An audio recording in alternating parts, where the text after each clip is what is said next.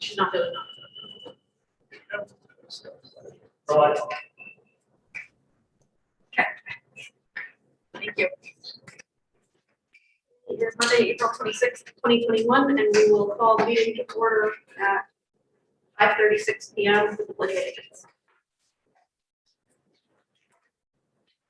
I pledge Allegiance to the United States, to the republic for which it stands, one nation, under God, indivisible, with liberty and justice for all.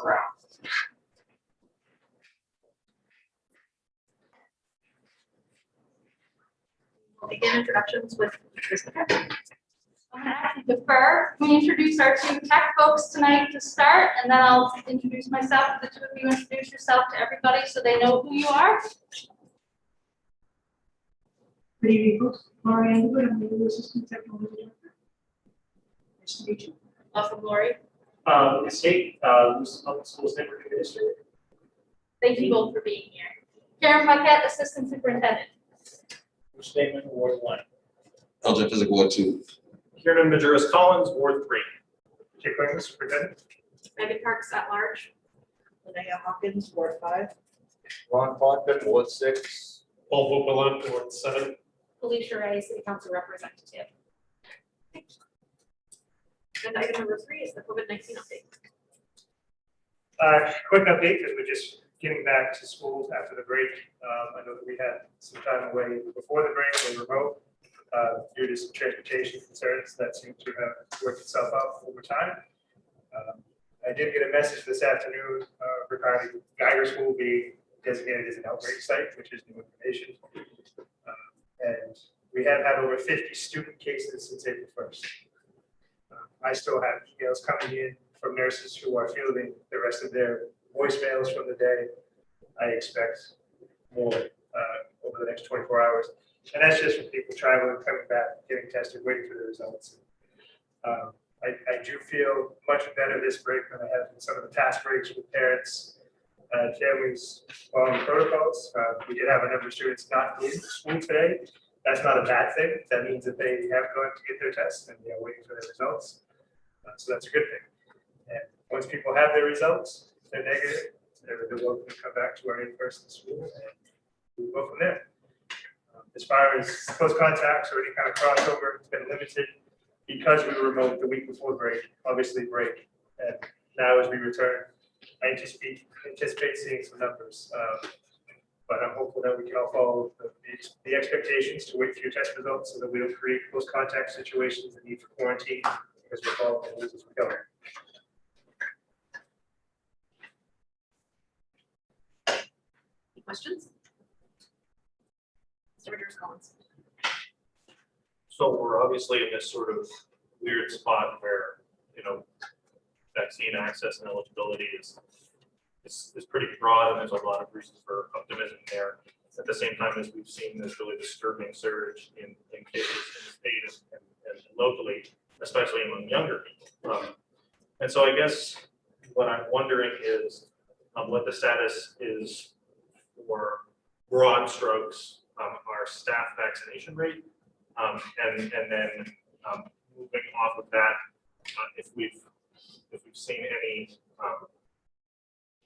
I guess what are the implications if we're moving towards a situation where most of the staff have been vaccinated and most of the kids haven't, and we're seeing widespread COVID cases among the student population? Are vaccinated staff considered close contacts, or are we in danger of having to close because of that? At what point do we make a decision to close because of widespread student cases? I guess that's sort of broad strokes my question. No, I think that's a great question because we are seeing a different scenario than we saw in the fall. And I think we're seeing a different scenario on a number of levels. One is the spread between kids seems to, statistics are showing that have increased. But also, so in recent cases when we've had close contacts, we're starting to ask staff now, have you been vaccinated for at least 2 weeks with your last dose? And also, new criteria is if you've been positive with COVID-19 within the last 90 days. So those folks don't have to quarantine. And so from a staffing perspective, that is in some ways, I'm careful how I say it, helpful. and we don't have to have that staffing reaction with instant close contact. It's another layer of tracing. So when we reach out to people, we ask those questions. You know, have you been vaccinated for at least 2 weeks? Have you tested positive for COVID-19 in the last 90 days? And then we're asking them for some level of documentation for those, so we can make sure that we're doing our due diligence. As it relates to students, the conversations with the epidemiologists have, in my opinion, shifted some. It was really about contact tracing and are you following the protocols? I think they know now that we follow the protocols, at least in Lewiston. So those conversations have been quick, but what they are starting to ask questions about is how many kids, or more specifically, because we reported those things before, but now it's how many kids with those classrooms close together. Those kinds of questions are coming up looking at spread. Is it possible that we find ourselves in a situation that it's appropriate to be remote based on the science of the spread? Even though we have staff to be in session, that is actually a possibility. The guidelines for close contacts and quarantine, as far as children are concerned, have not shifted. So we still continue to monitor that. But there is a shift in how this is going. But we do have a lot more adults vaccinated. I don't know the number. We don't track that. It's a medical record, I think, at this point. May get to a point in which we gather that information from staff. But it has grown. Another slightly more optimistic looking question. We obviously are dealing with a wide variety of different institutions providing guidance, but one of the things that we know is that the federal CDC has said that individuals who are fully vaccinated can be in close proximity to other individuals who are fully vaccinated, no masks, no distancing, like it's normal. At what point does that start to apply to the oldest students at the high school? Do we have any thought that we're going to be in a space before the end of the year where we have classrooms of kids who are fully vaccinated, teachers fully vaccinated, they can just be pretty much normal? I actually don't anticipate us being without masks in schools at this point here. We've got about 6 weeks of school left. I have not heard anything from the Department of Education that would lead me to think that they're going to make a change in the spacing criteria for the mask wearing. We are at about 3 feet in our attempts to keep kids separated, except for the eating, which is 6 feet. But I don't anticipate the criteria for schools to shift. And some of the federal guidelines don't agree with the state guidelines, which still match up to the governor's orders of the Department of Education guidelines for having school in person. Yeah, I guess that from what you're saying, correct me if I'm wrong, there haven't been any guidelines issued on how vaccinated students might be treated differently than how we've been doing it normally. Not correct. Okay. Mr. David? It's with the Ashgaga County, I think they're in yellow. Yes. So that, as long as that remains, that would include us from going back in fully in person anyway, right? Correct. Yeah. And the designation of yellow, there were some shifts in that designation as far as what that meant. Things like extracurriculars are local decisions, and I think that they've done that because we all know the rules and routines now. But other than that, yes, with the yellow designation, you must remain in a hybrid model, which is because of our role that we've adopted or had in place. There was some conversation. This was rumor mill stuff, though. What does it take to be identified as a red county, which would put us all in full vote? I don't anticipate that. Hopefully the levels don't continue to increase. But if they do, it could be designated in Ashgaga County as red, and that would force us to be remote. It would stop extracurriculars. So that's again if we go red. There've been announcements, but every 2 weeks. The last announcement was Friday. This past Friday, the 23rd. We did get a couple things of conversation this week, and that is, I think I got the sense that parents have pretty much punted this year, the idea that coming back for this remainder of the calendar year. The focus of attention now is focused on at what point, I guess the question is if we were to somehow commit to going back full in September, you know, a lot of the concern from especially the staff is the transition to get back to full. How long do you anticipate something like that to change everything back over? In other words, I'm just drawing it there and working back here. Okay, if we went full, that means our buses would have to change. It means the operation of the school would have to change, the classrooms would have to change. How much of a transition does that take? I mean, is this something, I guess what they're looking at is, when can we get to a date that we have an absolute, we know whether, what we're gonna do here? I really believe here's my big disclaimer, this is just what I think. There's no backing behind it, but I really think that we will be looking at a scenario that's similar to what happened last year. On July 31st, the state's gonna issue something, or somewhere around that late July window, so that we have time to do it when school starts. I think that the folks that I've been talking to from a state perspective, a Department of Education perspective, they want to be back to school in person, in full. But they want to do it safely. So the criteria that does need to shift, whatever those guidelines are that get issued, it is absolutely spacing on buses. Our community relies on buses like very few other communities because of the level of poverty and the need for school, for rides to school. Because of that, to avoid I can go to school because my family can provide that ride because of working hours and or transportation versus kids who can't. That's a conversation I'd like to avoid.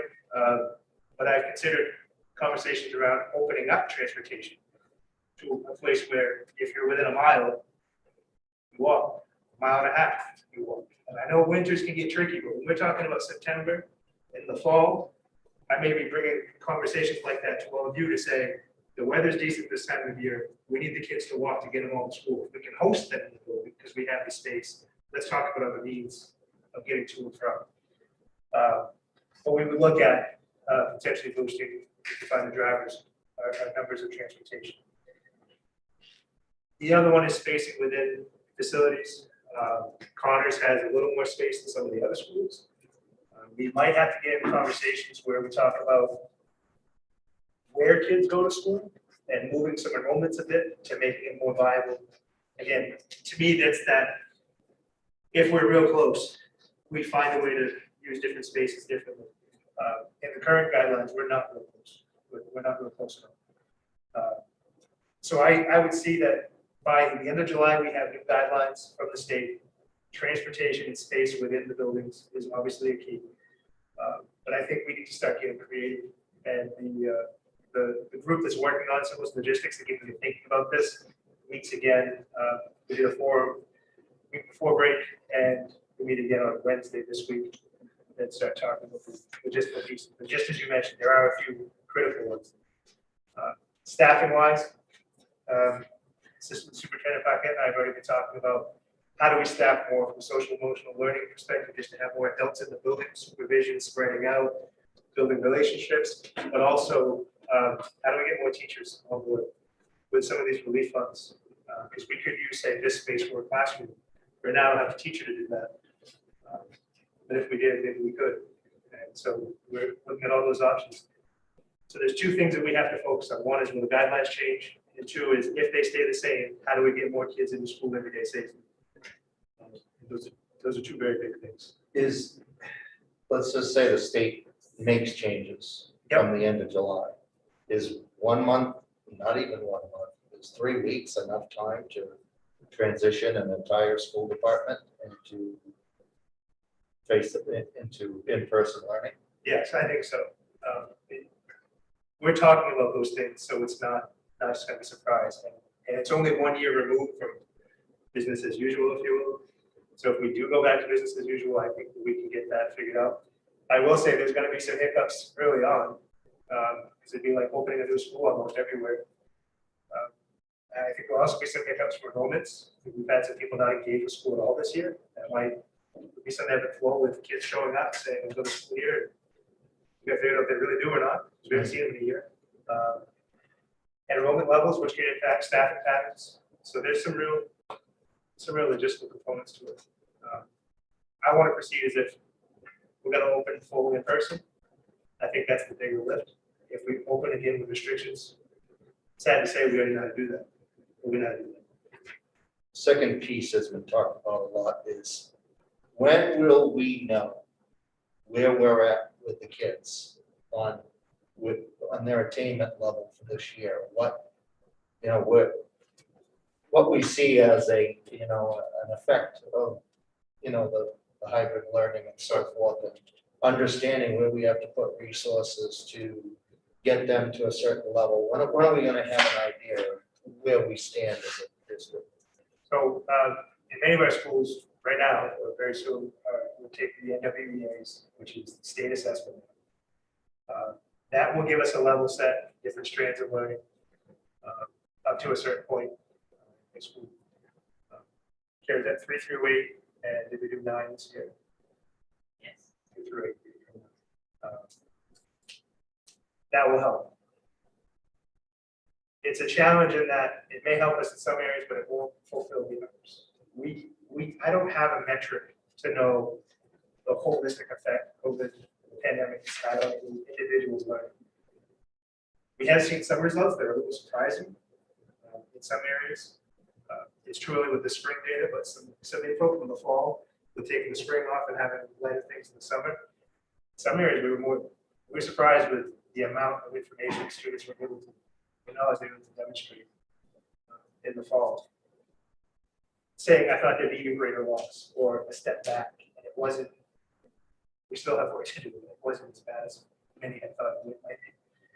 So we'll have that spring metric that will help. As far as the resources that are going to be in place next fall, and we also have full summer school options this summer, there'll be plenty of opportunities for students to get engaged in our support.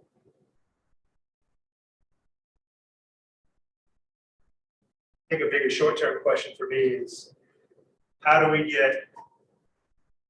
transition as a staff?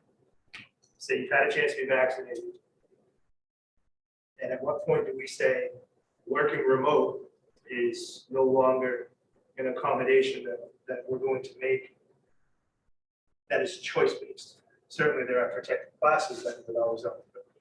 We have some people who are working remote who their situation was one thing in the fall, and now it is different. They're still not coming in. They teach remote. They do things remotely.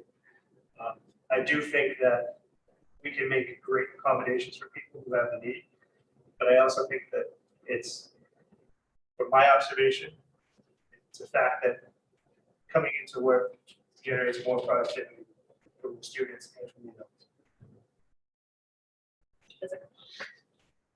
adults. Yeah, what you're gonna do with people who have been out at least the whole year? Student-wise, we've had, or adults. Just student wise, I'm just curious to know, I think it's kind of a twofold, and say, well, we'll just put them in whether they became a school, or are we going to say, hey, listen, they haven't come to school, and so we need to put them back with where they were. Are we doing them any justice by just kind of moving them along? So we'll have challenges there all over the place. We did have a discussion recently at a management team meeting. We talked about retention, which is when you have the students stay back. There's pluses and minuses to that. Some people that feel pretty strongly one way or the other. There's a lot of research on it, and it varies from, it actually does more negative to a student because of the social stigma and being in the same grade again. And there are others that say, well, the remediation is there, they can thrive, and then all of a sudden they'll move forward. I've seen more negative research, pulling kids back, than I've seen positive. But I can see the value of both, and in a pandemic, it's a challenge. So our conversation at the management team level started, I would say 6 or 8 weeks ago, when retention was like oh my word, what are we going to do with all the students who are engaged in the school? Are we just going to hold them back? Do we need more teachers for that grade level? We started having a conversation. Most elementary principals, when they came back to it, Karen and I asked them to get some data, to take a look at it, and start planning to have individual conversations with students that are enrolled that are not engaged in school. And they found that they actually got down to just a handful of kids in each school, and they were having conversations with parents and families to try to navigate that. So that is being addressed. Holding a student back a grade or making them do a grade again I think is a family decision that the school can guide, but ultimately I think the family needs to be on board. But I would also say, kind of like when I was answering Rod's question, we don't know what kids that we haven't seen all year are going to show up in September and say, I'm ready for school. We're going to have to figure out, where have you been? What have you been doing? Were you our student before? Were you not? Were you at a different school before? Were you not? What's your academic level? We may actually have to consider screening students who want to re-enter the school system to find out where they should be placed appropriately based on what they know to do, and less on how old are you and how the school feel last. I don't want to assume though that students haven't grown. Some students have grown in ways again that I didn't anticipate. So some students who have been home who haven't engaged, I can't assume that they also did learn. We have to figure that out. Also, last question, yeah, has there been talk, I mean, obviously, you mentioned, to get guidance how to, be able to come back to school, everyone in school has been guidance. Well, conversation among yourselves as far as talking about trying to, and I think I've got this up in previous meetings or private meeting of basically everyone going to school, but basically kind of splitting up the day a little bit, so everyone gets a chance to be in person in schools. That's kind of still on the table. Is that kind of table? I think it's still on the table. If we find out that in the fall, we have to have a hybrid, 3 feet of spacing, everybody wear masks, only can put 23 kids on a big bus. And for those kinds of logistics, I really do think we need to look hard at splitting a day somehow. Our challenge for that has continuously been transportation. We don't have that window of time and the capacity to move everyone. But again, that might be one of those scenarios where we say, for the month of September and October, or months of, we're opening up the walking, and kids can get to and from school and split the day. The in-person time has proven to be so very valuable.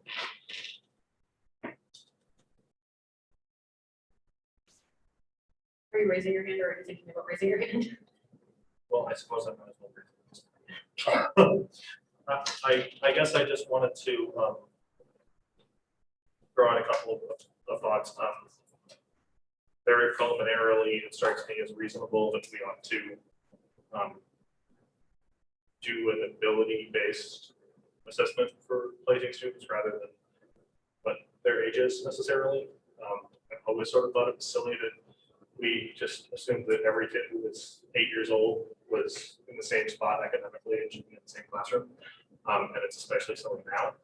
I do think that we should explore what you mentioned with trying to move people who work remotely back in person, with a very important caveat that one of the reasons it's so important for everyone who is eligible to get the vaccine to get it is because some people are medically not in. And so I do want to make sure that any movement we have in there recognizes that we can't have an expectation for people who have genuine medical issues. And that everybody else encouraged them to get it, don't get it, then they come back anyways.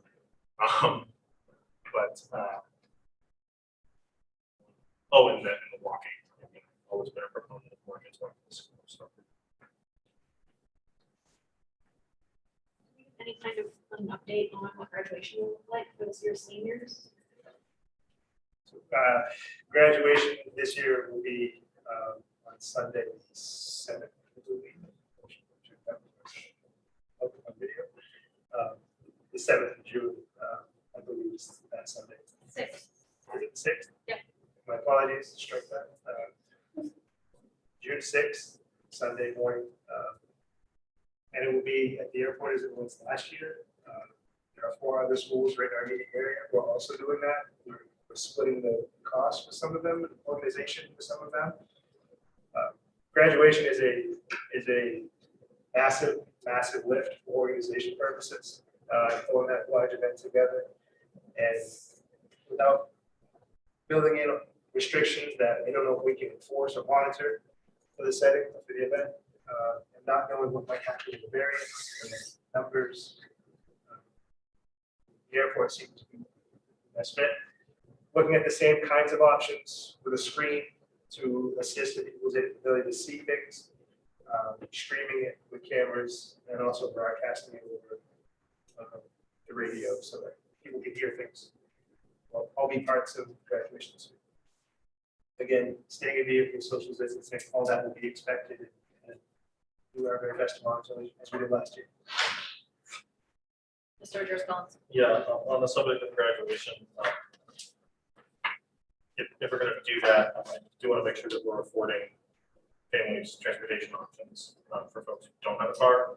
And that would be required by the school because under normal circumstances, I believe they'd be doing the same, right? That's pretty walkable for a lot of our folks, and the airport just isn't. So I want to make sure that if that's the route we're going, that we're providing the necessary transportation for all of our families. Yeah, there will be a transportation option, and we had one last year. Hudson actually donated the time and helped us make it happen. It wasn't a lot of families that took us up on it, but it was available to do that again.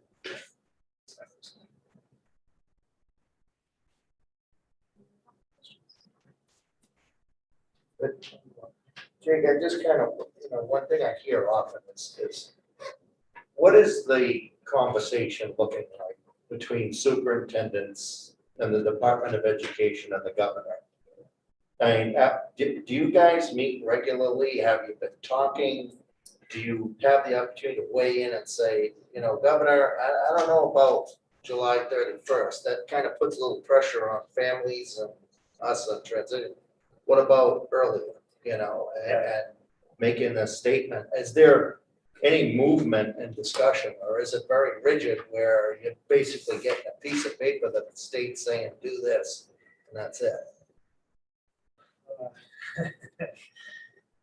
Good questions. The first one, I'd say yes, we meet regularly.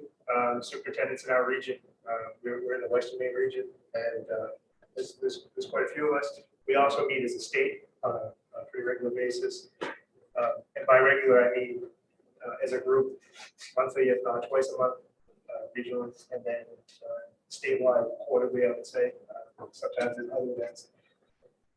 Karen and I both attend those, and there's a lot of pressure right now from superintendents.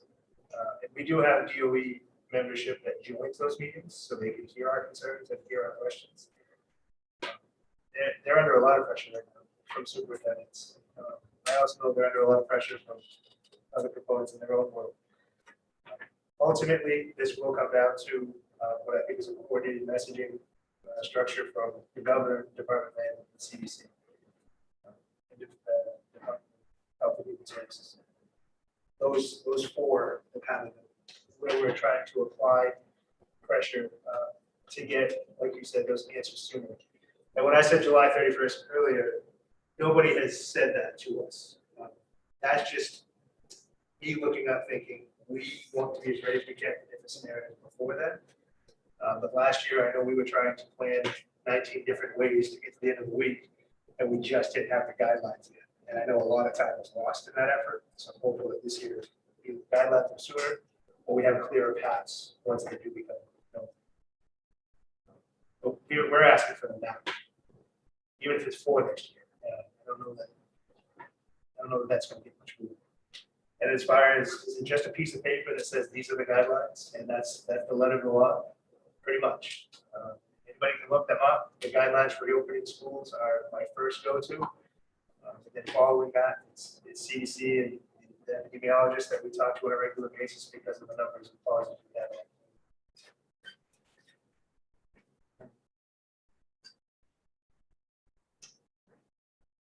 Agenda item number 4 would be our report from our student representatives. Either of them. I'm going to reach back out to them again. I know one is involved in sports, and I know that the other one actually reached out. He's not available for a couple of meetings this week, and I actually thought he might be at this one. He's not here right now. So. Okay. You get that back. Budgets is not the focal point of the meeting. Agenda item number 5 is the consent agenda. Are there any items on the consent agenda that members would like to mark? Seeing none, the consent agenda is adopted. Agenda item number 6, public input. Members of the public may address the school committee for up to 3 minutes on non-agenda items now or on agenda items later. Comments that pertain to staff, personal matters, or a student issue should be directed to the superintendent or the appropriate staff member of Wilson Public Schools. Public comments shall be directed to the school committee and be brief, not repetitive, and related to the matter at hand. Before starting, please state your name, address, or affiliation to the list of public schools. There's nobody here in person, but I do see a hand on the line. Go ahead, Jason. Hi, yes. Can you hear me okay? Yeah. I wasn't sure. I got a new headset, so I wasn't sure if you could hear me. My name is Jason Lavoy. I'm a building sub at Connors Elementary. I'm also a constituent of Ward 5 at 125 Pine Street in Lewiston. I just wanted to recognize our administrative support personnel in the school department. Last week was Administrative Support Personnel Week across the country, which means our secretaries, our receptionists, and everybody. And I greet them every day when I go and sub at Connors, and they are very professional. And I wanted to thank them for their service to our school community. It was last week that was Administrative Support Personnel Week. So I wanted to thank them for their service to our school community. Thank you. Thank you, Jason. Are there any other members of the public that would like to speak? Okay, agenda item number 7 to receive and approve the list of teacher contract renewals for 2021-2022 school year. So this is done annually, process for evaluation, contract, whatnot, have forward, and these are connected to the contracts. Mr. Dave? Okay, maybe pretty simple for you, but can you explain the difference between a probationary going from 1 to 2 and 2 to 3? Just because it's still all probationary at that point. Yes, and so the state of Maine is a probationary period, and in that period you get mentors, and your contract language is a little different as far as once you get beyond the probationary window, there's a little more stability, if you will, to you contractually, whereas with the probationary, sure decides that it's not very fit. You can do certain things there. But yes, it goes through a 2-year piece, and then that 3rd year they can become in that 3rd year, when they get the continuing contract, if you will. I'm real careful with my language there because a lot of the teachers have tenure. That's not a thing in Maine, not written that way. Our teachers work very hard to maintain their certifications and their status.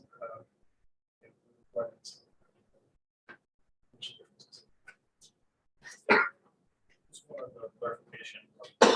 Is this is just teachers? Is that right? And it looks like we have 64 who are going from probationary to contract certified this year. That sound right? That's what it says. That's awesome. That's really great.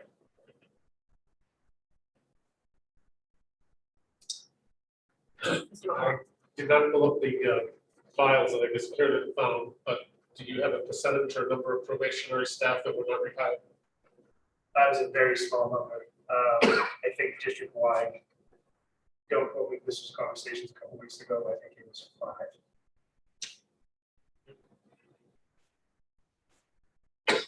So all we need is a motion.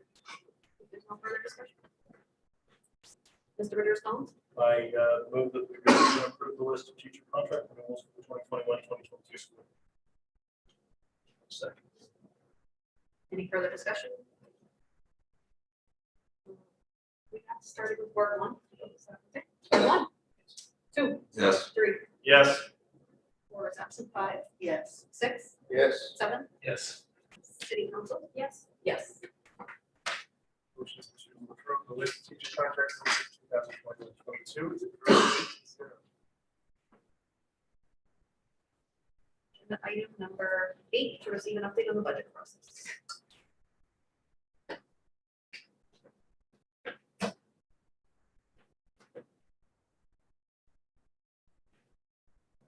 More so because I know that school committee is very familiar with all the work they've done recently, but more so for everybody watching out there that on May 4th, the city council will take up the vote on the budget for schools, and we are hopeful that will be approved. On May 6th, which is Thursday next week, we'll have a town hall style meeting to just provide information about the budget, what's in, and the process that we have followed. That will actually be hosted right here. And we'll be here to present and answer any questions for the budget up to that point in time. And then on May 11th is the public referendum on the budget. So we still have a couple of steps to go. From our perspective, we look forward to our meeting on the 4th, see where things land, and then the 6th we'll have an update on the town hall perspective. Mr. Rogers Collins? I just want to, I mean, again, everybody in this committee has worked so hard on this, and we were fortunate to be able to come to a budget that received unanimous support from the school committee. I just want to encourage members of the city council and especially members of the public to support this budget. The last thing that we should be doing right now is defunding public education. This budget is responsible and makes real meaningful progress towards giving our kids the school system that they deserve. So I hope folks will support it both at the council meeting and then in the referendum. Mr. Davis? Correct me if I'm wrong. Until the city council has approved our budget, the absentee ballots cannot be picked up, is that correct? That is correct. So there's just exactly 1 week from the time city council blesses our budget, so that people could get absentee ballots or so that they can vote. And those would only be available by picking them up, or can Kathy mail some of those out back? It wouldn't be much time. I'd have to ask Kathy that question about getting them out and getting them back. I believe they can be picked up beforehand, but they cannot be submitted prior to the city adopting the budget in their council. So there's actually ballots available now with approval for the school budget as part of that. So you could actually have your vote chosen right now, but if you submit it before the city council's vote, because it's deemed as subject to change, it doesn't count. That's my understanding. That's one. It's a little confusing. In hopefully the unlikely event that the city council would ask for changes, the ballot would be. Correct. Mr. Rogers Collins? Yeah, I want to follow up on Mr. Gamon's point and say that the last day that people are able to actually request an absentee ballot is the Thursday prior to the vote, which would be the 8th, I believe, or the 6th. But the superintendent is right that you can go ask for your ballot today. You can receive your ballot. It's just because of a dumb state law that you can't turn it back in. And that's not something we can change at the local level, but I hope that the state changes that, because it's one thing to say if the budget actually does change, you have to scrap the ballots, but to just throw people's votes away because they turned them in too early is ridiculous. Ms. Trey? So just for clarification, the budget ballot reads ballot question 1, do you favor approving the Lewiston School Department's budget for the upcoming school year that was adopted by the Lewiston City Council? And I believe they also pass out by article a piece of paper, so you can reference that while taking that vote. So that's why they can be printed now. And then there's also the non-binding question on, do we find it too high, acceptable, too low, which might have bias now that I'm looking at it the way it's listed, but so those ballots are available now, you just can't turn them in until after that period of time. I was going to give this update during the city council portion, but I feel like it's probably pretty relevant now. We've had 4 budget workshops on the city side of things since the last time we all have gathered and spoken about the budget. And so, it's actually 5. And the city budget has backed into 39 cents currently. So they've taken a lot of items out of the local tax allocation and put it into fund balance. If they were one-time approved expenses, we don't put recurring items in there. So we backed into the 39 cents. The suggestion has been made that the total should be $1 as an increase, with 1 cent coming from the county and then 60 cents for the school department. I voiced to the effect that the superintendent and CAO Avery had said in previous conversations that we would not be able to make that work and keep everything that has been voted on independently and keep our contractual obligations. No one really acknowledged that when I said it, so I don't know how people feel about that on the council. I will say that suggestion was made by the mayor and then kind of backed up by 3 councilors, I would say, maybe 4. So there's that. Additionally, the LCIP has come down quite a bit on the city side as a result of moving this to fund balance and other revenue sources. In terms of the food portion of that, folks were asking for a prioritized list. One counselor said, I would approve the LMS upgrades and nothing else. Other folks said I would approve everything else and not LMS.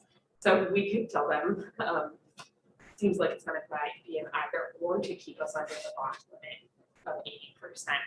Sounded like the mayor suggested that we stay within that limit, and then it's like 4 or 5 others agree with that. So that's the direction it's heading. Again, we won't know any of this until the vote is taken on May 4th, but I think giving you an indication of how those conversations went is important. Let's see if there's anything else about the budget in these notes.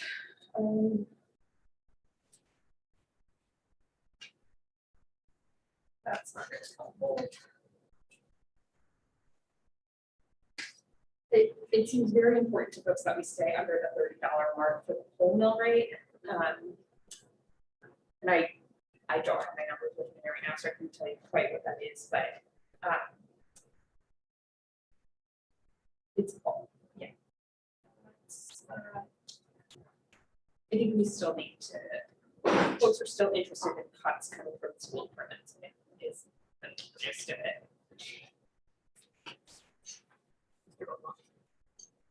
This is great for the update and to know what we're dealing with and what we can expect from the council, but I'd also like to lend support to Mr. Majerus Collins's idea that we remain strong, united, and no weak links on this committee for the budget. I don't see fat in it. It fits our 2 guiding principles of recovery and for those that need it the most. I'm very proud to be associated with it, and I think we should again continue to show united support for what we think is adequate, that we can use other terms for our needs. Thank you. So I actually was spent a half an hour on Zoom this morning with the Lewiston Middle School Advisory Group, and actually came up with a conversation of how cold the middle school is.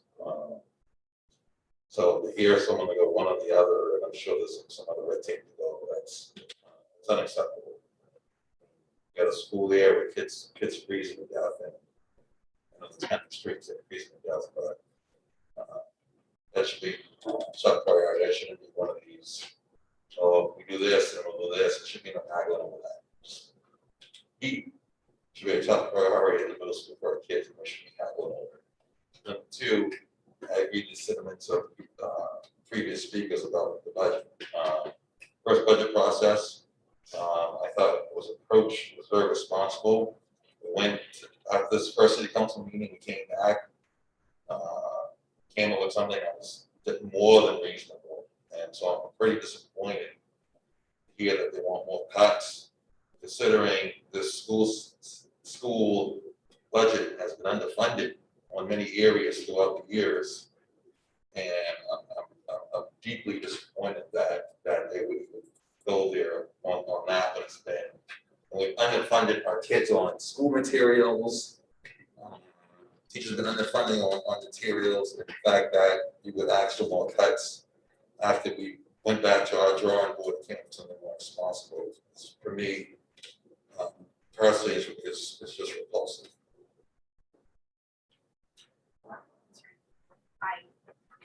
agree with any sentiments expressed.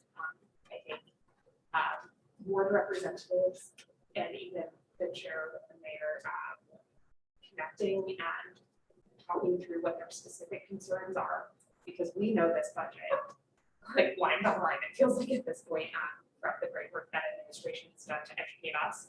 And I think we just need to impart that education. Mr. Majerus Collins gets a break, because I've heard all sides of it already. If you want to lobby me, you can. But I don't think it's going to change my opinion on how I'll be voting for this budget. But I think every single counselor would benefit from a discussion with their on this committee at this point. Just a question to the council member. Just to clarify, they said they want to keep it, the whole increase to less than $1. And then since they're at 39, they're looking at us at 60 cents. Realizing that 50 cents is the high school expansion that's already been through. Yeah, So they realize that. I mean, I don't know, I can't speak to their comprehension or acknowledgement, but I said that, if that's helpful. So I'm just clarifying. So taking that into account, they're leaving us 10 cents, which basically amounts to $200,000 for us to address $2 million in mandates, federal and state. And for us to address remedial training for what's happened this year with COVID for these kids. And I also have talked about how we have not had the same fund balance policy, and so that's how we give funding some through fund balance to alleviate the tax allocation, how we're using relief funds, American Rescue Act funds. The city has still not received clear rules about how they can use American Rescue Act funds. So they are not using that to relieve the burden as far as I can see yet. It's mostly fund balance and grants, other revenue sources like that. I just want to be clear that so the public understands the clarity of it. You know, even after what we did last year in taking zero and doing what we can, $200,000 is what they're saying. So this is this is speechless, honestly. You know, I mean, I'm conservative. I'm budget wise. I've always been a taxpayer advocate, but bottom line is I'm sitting here to get a job done. And there are things that need to be done in the school department that systematically have not been done over the years that need to be addressed now, especially with what we're dealing with COVID. And I can't tell you how many times I have endlessly discussed with people for them to understand that 50 cents of this, what we're asking, has already been approved. This isn't something that's going to vote. I mean, we've already done it. And the question is the money has to be seen to move. Again, I will always stand on this pedestal to speak that we're the third largest municipal entity in the state and the second largest school department in this state. $200,000, I'm sorry, you know, that can't work. And you know, there has to be a strong message sent. And I know where I'm going with this, so I'm going to shut up at this point. So that's all I would say. Mr. Davis. Just for clarification for the public, too, the current mill rate this year is $28.67. It's up almost $1 from last year. That's if they approve what we That's the presented. current, right now, the 2021 mill rate for the city of Lewiston off the website is $28.67. And I think the year before it was like $27.73, something like that. So it's up last year was up $1. And to stay on the $30 would be $1.33. So if the city's at 39, well, it could still be 94 cents. It'd still be under $30. But that's not a reason to go to 94 cents. I agree with you, Ron. And I gotta mention this, I mean, you know, we wanna talk about mill rates, and we wanna talk about the 30 figure. Ultimately, it's on a 78% valuation in the city. And the city is so undervalued, it is not the comprehensive mill rate. And it's what we're dealing with now because of where we have our valuations, but once the reval has been completed, that we're not gonna be talking up in the 30 area. You know, that mill rate is gonna be coming down, and well, it's not gonna mean less in taxes, but I mean, everyone's so focused on this mill rate, and the mill rate's very relative. It's just a number to make a budget work. And so, you know, keep it under 30, that doesn't even make any sense. I mean, let's get the valuations at 100%, you know, and run the city the way it's I'm supposed trying to to. make a motion to get the reval done in this budget, but I was told I can't make motions during workshops, which I should know. And so they're looking at, and folks jumped on board with the reval. So it sounds like that is going to happen if it's able to be voted through this council year. So that's helpful, but Progress. we're trying. Mr. Majerus. Yeah, I mean, since it seems to be jumped on the council, I would be more upset with the council that said if I didn't think they were just blowing hot air. But the reality is that the dollar figure in the mill rate they're quoted is ridiculous. That's clown math, as Member Cotton points out. And you know, the stated desire of some members on the city side to, you know, defund our schools at a time when we need to support our students and families more than ever is frankly disgusting. But again, I would say that, you know, I have confidence that at the end of the day, enough city council will see fit to fund our schools. And obviously this committee has no intention of moving one penny off of where we are right now, so. Balls on council's board. I don't know about any of the other members of this committee, but when I was sitting in on the presentation to the city and listening to my cohort on the council speak, yeah, I'll be setting up a come to Jesus conversation sometime in the next couple of weeks at least, because we're clearly on very different trajectories on how this budget needs to go. And hopefully it can shake some education into that at somewhere. This is kind of a call to action to me, because if he doesn't get it now, I need to help him get it soon. Because we can't underfund these schools. What we came to them with after a second go around, we're not asking for the moon. We're asking for just, we can buy with just enough. And to hear what we've heard from Alicia, thank you very much for the update, is frustrating, to put it nicely. Yeah, that number that was mentioned, 41-cent reduction, would be the work of this committee trying to find, and we can't do it without looking at people, $821,886.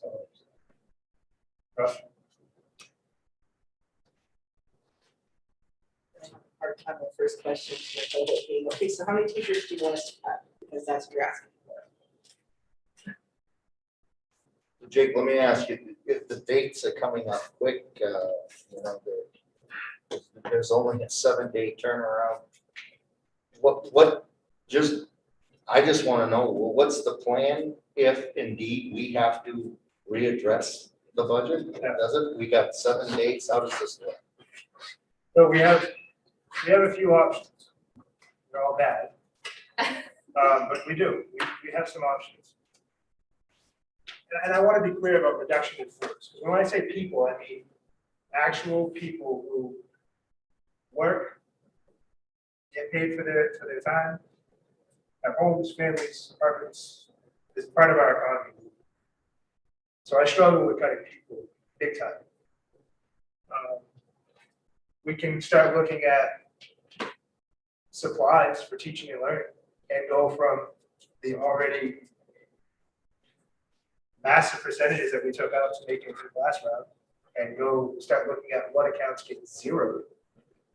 Because it's not like they've been floated, they've been reduced. You made decisions to put things from the parking lot back in to get those resource levels back up to where we want them to be to make sure we can do teaching and learning. We moved those to COVID funds. So the want that was there was still real. The ability to acquire is there. So right now, we're moving forward with half of the supply levels that existed in FY21. That's what's sitting in this budget. But could we go there? We could. Anytime we get into people, and remember, overall, I might want to get into this with me a little, you might articulate it better, but when you do a reduction in force in staff, you don't just go pick people who make good money. There's appropriate protections in the contract. So when we say we're going to go take X amount of dollars out of salaried positions or staff positions, it by rule goes to the people who have the least amount of time into the organization. And so you're not looking at one person to do this much. It might be 3 people because of what they don't yet make in the contract. The other area that we could go, which would be something I would consider, would be fund balance. And I know we need money in the bank. I know what this year looks like. You know, we can't avoid catastrophic events. Or I should say, if we can, nothing sneaks up on us that has a major cost implication. We might be able to use more of the fund balance that, again, this committee did the work of putting some back in the bank to make sure that it was a healthy process so that we weren't just zeroing things out. But right now, I think that that's where we're at. We're at fund balance. We're at getting real close to no supply line dollars in the general fund. What's the calendar? I mean, if we get a negative from the council, are we meeting every week until we get to a number that I assume the council is going to have a number for us if that's the case, if they don't approve? I would say, before we get to that conversation, I think folks, again, should reach out to their counterparts, have that conversation, see how that goes. And then I think on May 4th, if you all are in attendance and give public testimony to the effect that you have through this process, if you're able to, and then the vote comes down and it doesn't work, it's just not in the affirmative, then I will happily ask, well, what would you vote for? And I expect it might be in line with what I made up tonight, closer to 60 cents is my guess. It'll be a live meeting or? It will be a Zoom meeting on May 4th. Through your call. Well, you know, the rest of you should talk to your counselors. I have great faith in mine. But I have great faith in at least one other as well. But I do want to say one thing as a word of caution of the council, and that is that, you know, this committee deliberated extensively last summer on the issue of school-based police officers, and we came to a very contentious but ultimately majority supported compromise position. Worked closely with a number of folks on this committee, and that's where we landed, and that was where the committee was going to go for the rest of the existence of this committee until the end. I want to be clear that if there is an insistence on cuts, that's coming back. That issue is coming back, and it is. I'm not going to stand by to see the council insist on firing teachers without raising that issue. So the city council wants to have that issue raised, then by all means they can go down that road. But I want to be very clear about it.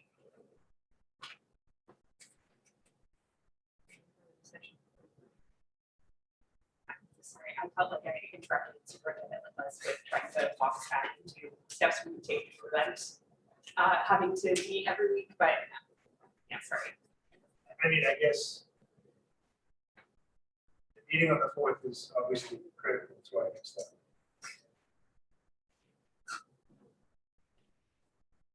we don't get approval for the proposed budget for it, we would need to reconvene. I would estimate on the fifth.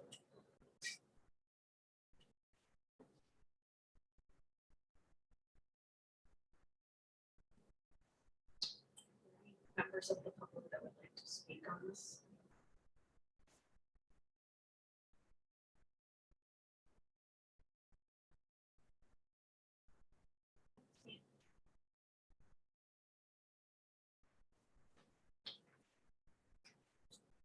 One other one. I didn't even touch upon the CIPs. Yeah. Um, That was interesting. There's still a mechanism that's available that if the council chose to spend beyond that magical number that they keep talking about, what the limit is.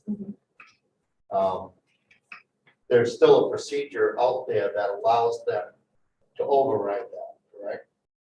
Takes a super majority to go over the 80% bond limit, so that would be 5 counselors. You got that number?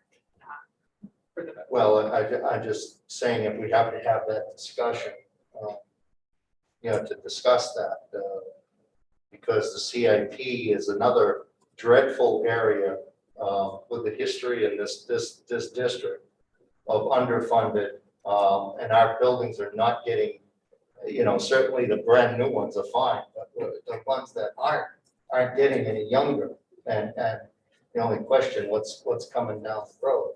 And there has to be some understanding that if you're gonna run a school department, it takes so much money each year to keep the roofs on and the water flowing through the pipes, et cetera, so on. And I just don't think there's a realization on that level that addresses that, to where it needs to be. And when I look at the percentages over the years, it's like, my God, I'm amazed that the buildings are the way they are, and working. So, and again, I don't like to refer to my history across the river and the mistakes made there, but, it's a reality that, if we got a nickel and dime on CIP, well, we're just gonna be having bigger bills down the road. And it's absolutely asinine to think that we're going to expect the state of Maine to keep building us brand new schools every time one of our schools falls apart.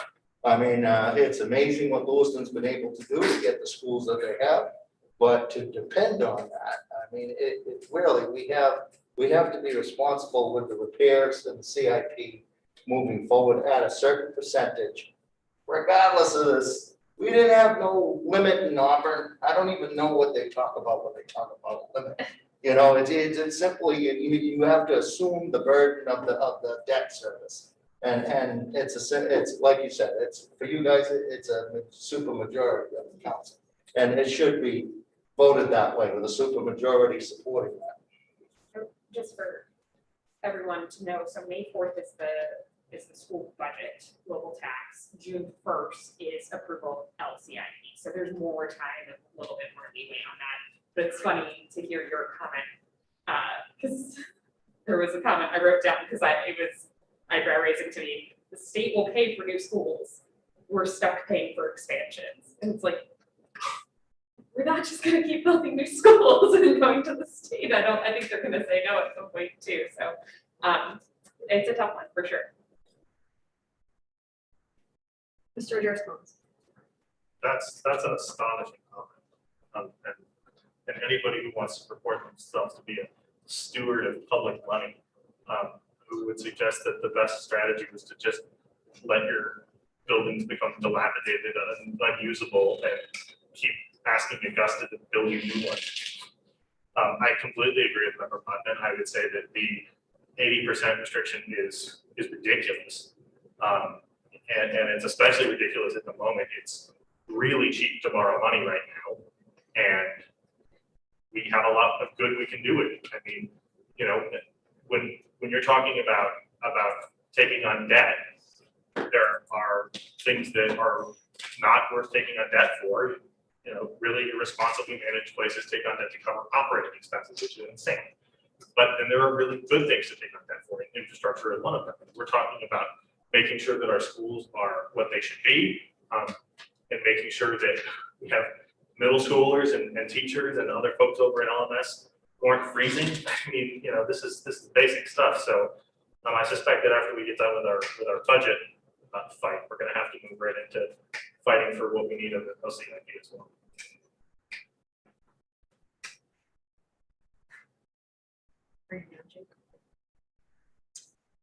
Agenda item number 9, to receive subcommittee updates. We will begin with Finance Committee, presented by Member Buckman. So the Finance Committee took some time off during the budget deliberations just because of how much commitment from administrative staff is taken for the budget. Now that at least we have a framework of what we expect for the budget, we're going to go back in and starting again on May 4th, actually the afternoon before the vote on the city council. And we're taking up 3 specific items. One, to get a really good number on the ongoing requirement of the state mandate for the minimal salaries for teachers, and to get a lot of the detail of exactly how much that's going to be and, you know, what the expectation there is. Already trying to plan for next year, the impact next year, because this wasn't a one year hit. The second one is to review what we talked about at our last meeting at the personnel policy in terms of the raises for those 60 somewhat staff who are not part of collective bargaining, and to come up and to examine who's in there and how do we come about to a reasonable number of, you know, when talking about giving increases and benefits, et cetera, so on like that. And then the third one is to take a much more further review and take a magnifying glass to the fund balance and to understand what's going into that fund balance. That, you know, what we get each year, how that happens, what mechanisms are providing this year $5.9 million fund balance, and seeing if there's something there to review or to tweak, et cetera, so on, moving forward into next year. So we'll have a full slate for our next meeting, but we have not met since the start of the budget talks. So that's Facilities Committee, Member Davis. Facilities, had a couple of, I guess we had one meeting and a couple of different presentations. One that's interesting, but still a ways away from anything seriously considered just yet, is to become part of a subscription to a community solar farm. That has the potential, due to changes in the law that's defined as what's called net energy billing, could potentially save the district $100,000 a year on a light bill based on what the light bill is today. That we will be getting a formal proposal, which of course will have to be reviewed, have to go legal. It's a 20-year commitment. If we saved $100,000 a year over the next 20 years, it would be $2 million, which obviously, if it's doable and if it seems reasonable after we've gone through the whole thing, probably be something that we bring back to the. It would probably be at least 2 years before we can take advantage of it, right? Yeah. So it's out there. It's planning. It's out there. The other one was meeting with our current vendor to talk about some of the challenges we have from a mechanical system standpoint, the boilers at the middle school, some controls issues, some antiquated stuff that's really well beyond end of life. There was a number of those, we put 4 or 5 particular projects as priorities. There were a dozen projects at least, but we put 4 or 5 as priority to try to have some really hard numbers come back so we had something to think about. None of those, I don't think any of those are going to happen this year. Just seems like it's too close to the summer season to be able to either get equipment or get it engineered properly and get it set. But we're working on it. I thought the meetings went well, and the solar farm thing is quite interesting, but it's only a first proposal, and there may be other folks out there that might be able to offer us something different, and maybe potentially even better. We've only started, but that's certainly something that keep working. That's a question. Bruce, any discussion about the 5-year CIP plan? Well, that's all part of it. I mean, the planning of the major components that we talked about, the 5 priority projects, that's going to feed right into that. It has to. We gotta get our arms around those things that are most critical that will come back to get us the quickest, and then work away from there. We've got some. I guess the control system at the high school is probably one of the ones that's part of the control system at the high school is original. It's 1970 vintage controls. It's called the pneumatic control system, whereby you move all the switches and motors and dampers and everything by compressed air, not wires. You've got miles of little copper pipe run all over the entire bill, the ceiling, and little switches doing this and that and changing the pressure and moving stuff around. And nobody really does those systems any longer. Keep them maintained is very, very difficult. Parts availability to repair them is now most of the time you're going to the internet and buying something that somebody else has just ripped out so that you can get something to make it work.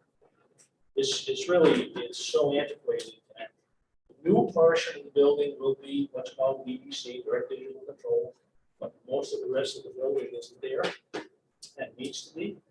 That could, in and of itself, could save significant energy dollars just by upgrading that control system. But that was many 6 figures to do that. So that's an LCIP issue, I think. $400,000, right? Like that, just to do the high school. And there's some other places that have some of that as well. It's just the nature of the beast of not having put money into upgrading that stuff back 10, 15 years ago when it became undistributed. We're still dealing with it. In hot rooms, cold rooms. Just because you can't control it. Some of the items were less expensive, but some of our newer schools, we actually have control panels that are misbehaving. They're functional, but the furnace doesn't shut off. And so if we spend some of the dollars now, it'll probably pay for itself in a couple of years. So we really looked at that multi-year, 5-year window, what needs to happen right now, what needs to happen very soon, and what can pay for itself if we can do it sooner. Those control systems, once they start to go, the damage they do, just, it's either replace them or look forward to huge repair bills trying to recoup. It was great technology in 1970. Yeah, it makes sense. I wasn't born yet. That was 10 years before I was born. That's kind of It's just scary. like- It's just like thinking we're going to run the school on our Atari 64, you know. It's literally that in. We also have software that drives some of these that land in servers that are no longer supported for security purposes. It's a nightmare for Lucas over there, who's nodding yes. And not supported to a point from a security perspective, but also not supported from a keep you running perspective. So we could have a system that, even if it's 30, 40, 50 years old, it might still run. We're getting to a point now where we can have an electronic server that runs that system to fail. And regardless of what's connected with it, it's not going to work. Those are some of the fixes. That's all stuff that just kind of hides in the background. It's what makes the buildings usable. Nobody sees it or understands it or knows it. You can't realize that if it goes down, then you're really out of business. Huge issues out there.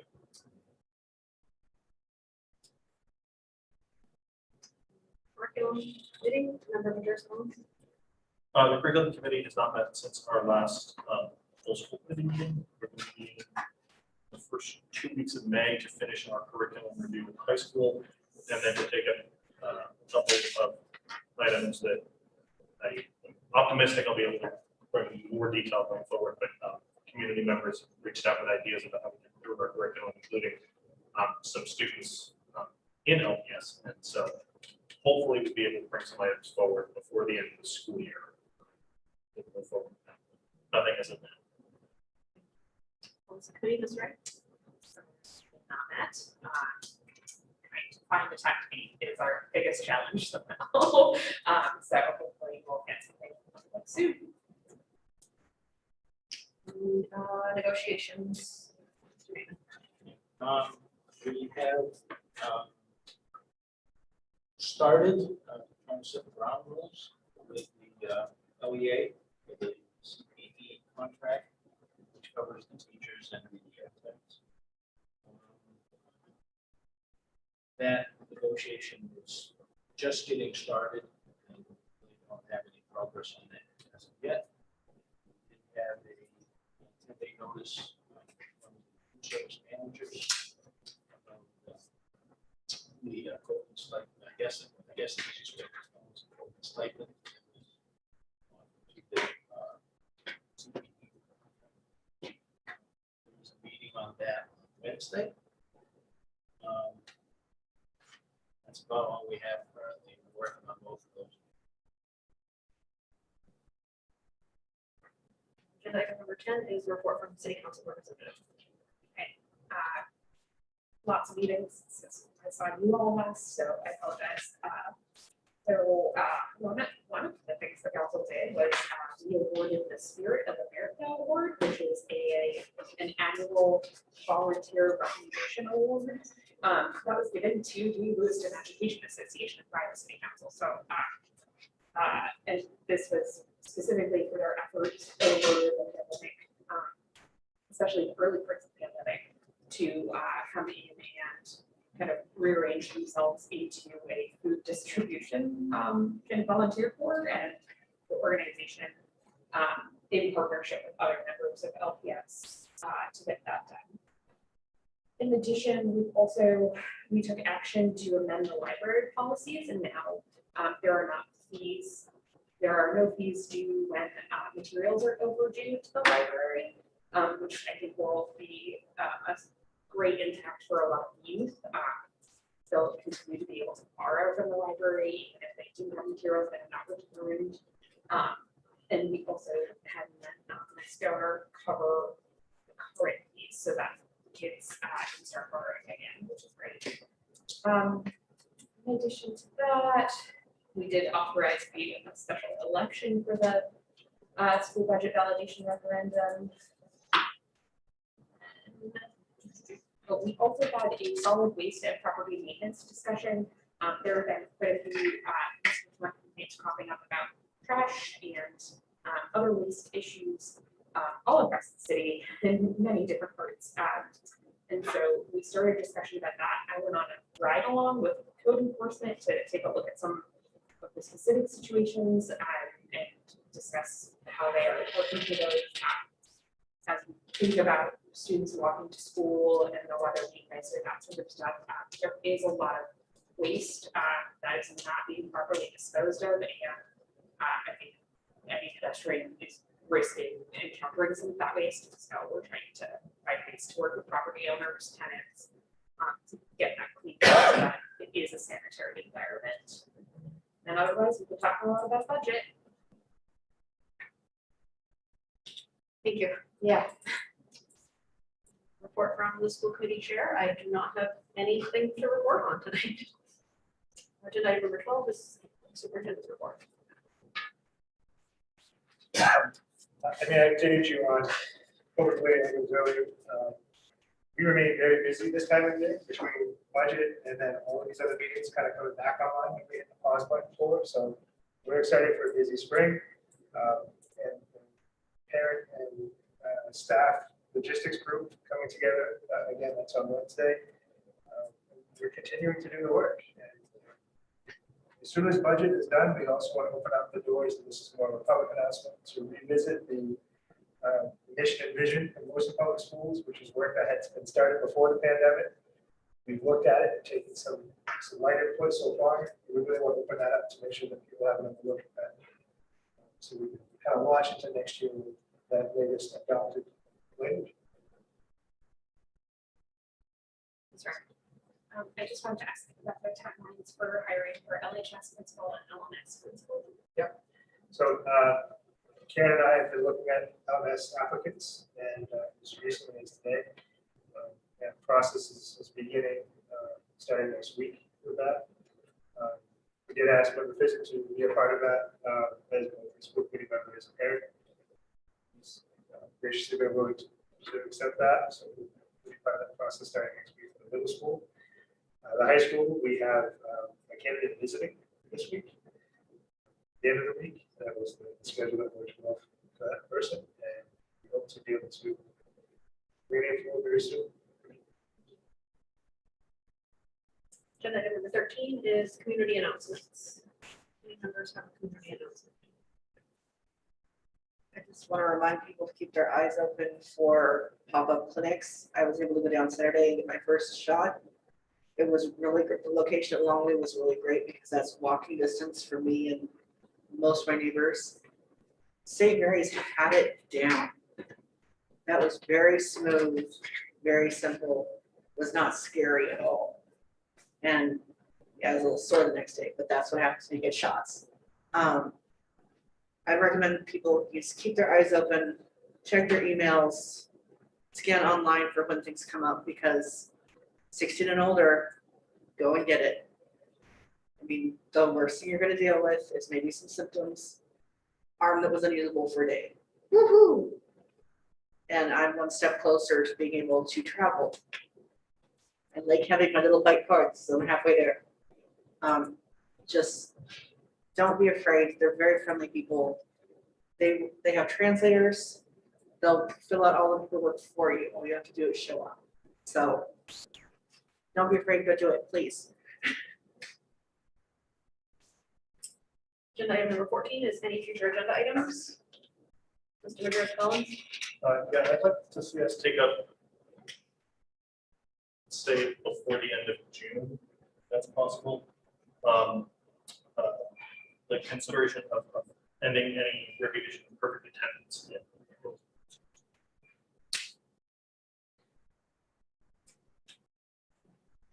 Mr. Button. Jake, can I just get an update on what we brought up about a month or 2 months ago regarding policy with the out of district placement, and discussing that in terms of the demographics and where you're at with that and when it may be coming forward to us? Yeah, I think it's definitely been talked about. We've looked at it a number of times in different ways. Sue was pulling some data for me, so I had an idea of just how many people are going to school outside of their district. There was some new learnings for me. I guess over the years, a number of families, as they moved to Lewiston to enroll, have been assigned schools. And as they were assigned schools, they stayed there. And so there was actually a layer of this counter proposal or counter work to this disparity in the demographics. So she's going to pull some more of that data together. And we should be able to start looking at this soon. And I guess what I'm saying is that I said that term, so I'm going to say it different. Years back, when they were starting to look at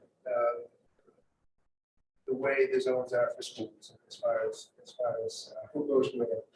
When Connors was being built, this was reviewed, they looked at redistricting. Ultimately, it failed at the committee level. But in that work, there were some, I don't know if there were provisions that were made or what have you, but there was the ability to assign families to a school. And so you could have families moving into a district that is not theirs, but they were assigned to a place like McMahon. And because that's where their kids are going to school, they continue to go to school there. So you have some students who have now gone to school and they've been long enough to no longer be there, but they still have 3 or 4 siblings in school there. And so they're going to school out of district, but it wasn't at their request, it was like at their agreement. If that makes sense. And so I gotta narrow it down, when we look at that big number of out of district placements within Lewiston, how many of them are just fine with their act? It's got nothing to do with demographics or avoidance, and it's where they were actually assigned to go. We just struck that over that next month. Doesn't have any in terms of- After the special ed thing, we had some questions. I don't know if I missed at least one meeting. I don't know if there was any, was it called to that meeting or when we give it follow-ups or a future item? we can follow. Mr. Madras-Collins. It's not, or, I had a question about the issue.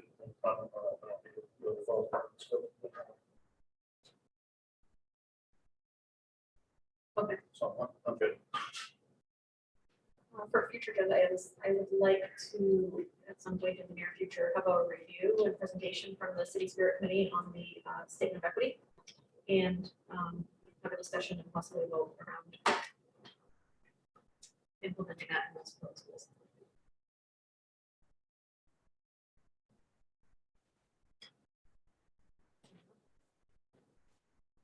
Agenda item number 15, enter into executive session to discuss the DOJ legal matter in accordance with 1 MRSA 4056C. So, Second. Ward 1, Yes. 2, Yes. 3, Yes. 5, Yes. 6, Yes. 7, Yes. city council? Yes. Yes. We get 5 minutes. Yes. I would be on the phone. Motion to executive session.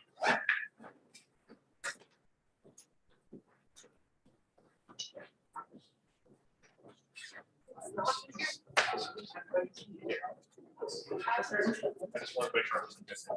Okay.